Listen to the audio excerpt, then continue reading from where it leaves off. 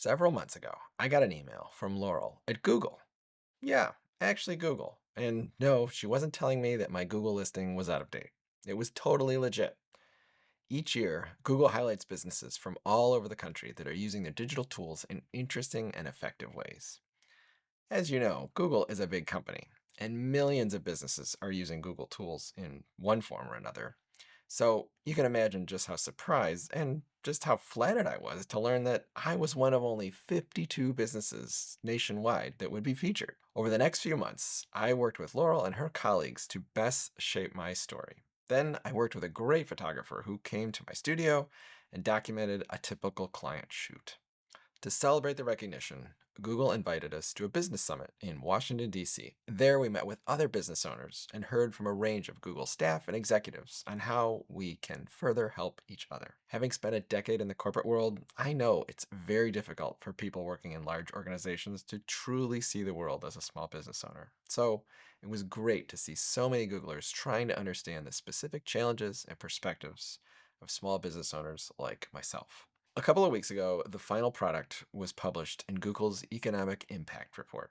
At a high level, this report works to highlight the benefits small businesses see thanks to using various digital tools. You might be asking, what Google tools do I use? Over a decade ago, I realized pretty quickly that showing up online with a specific message was everything.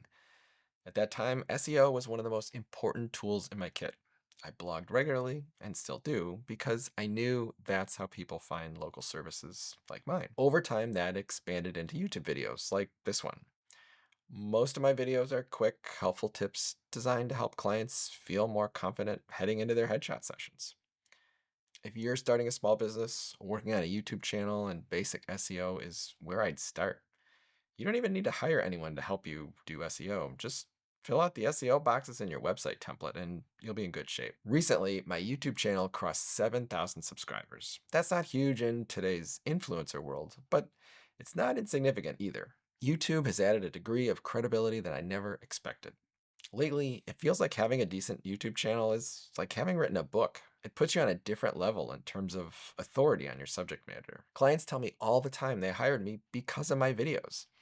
I've also realized it's not about the quality of the video, which is tough for a photographer. It's about the fact that I've taken the time to put myself out there to connect with customers and future customers. I also run ads, a lot of ads. When it comes to getting my services in front of the right local eyes, I found Google Ads to be a pretty effective tool. For my business, it really helped solve the challenge of reaching clients actively searching for headshot photographers in my area. You might be thinking, well, my business is so small, I just can't afford ads. Or you might say, I'm an artist and I want people to see my work and connect with my artistic vision alone.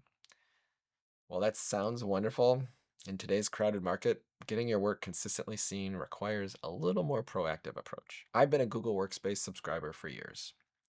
First and foremost, having a professional email address is table stakes these days. When I started, it was crucial to look credible, and Google Workspace allowed me to get that custom email address quickly and affordably. It always amazes me how many email addresses I see in ads, vehicle wraps, billboards, with Gmail, MSN, Hotmail, Yahoo, and even AOL on occasion. Yeah, still AOL. Get a professional email address, if for no other reason than to tell your clients you take yourself seriously. A basic plan is only a few bucks a month. The other reason I opted for Google when I started my business was the scalability. When I need to hire someone, I can add them to my account and we're up and running. We can all share the same documents, spreadsheets, presentations, meeting notes, all that stuff. Last, but certainly not least, AI tools have become a very important part of my day-to-day work. I use Gemini to help me brainstorm ideas or plan ahead. It's also great for taking notes on calls. The water cooler conversations can be pretty lonely as a small business owner, but having someone, even a chatbot, to bounce ideas off is surprisingly helpful. Notebook LM is pretty interesting as well. As a solopreneur, I was always very jealous of bigger small businesses that could delegate attending networking meetings to their staff. Notebook LM helps me digest a lot of information and research ideas, which gives me time back to actually go to those networking meetings or sometimes maybe take a nap. So why am I excited about all these tools? Google doesn't need my PR help. I'm making this video for you, this solopreneur or small business operator struggling to balance all the things.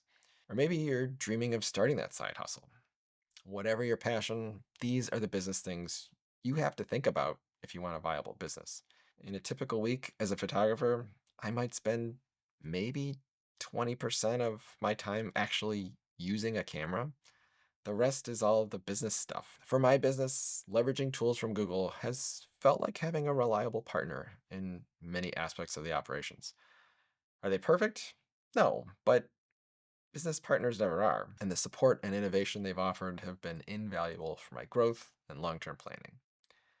My experiences over the last year, especially meeting with Googlers and executives, has reinforced my feeling that they genuinely are working to understand and support small businesses. Check out Google's Economic Impact Report. Look for the businesses featured in your state and see what they're doing with all the Google tools. I promise you, you'll find some tips in there to apply to your business or business plan. Thanks for watching, and we'll see you next time.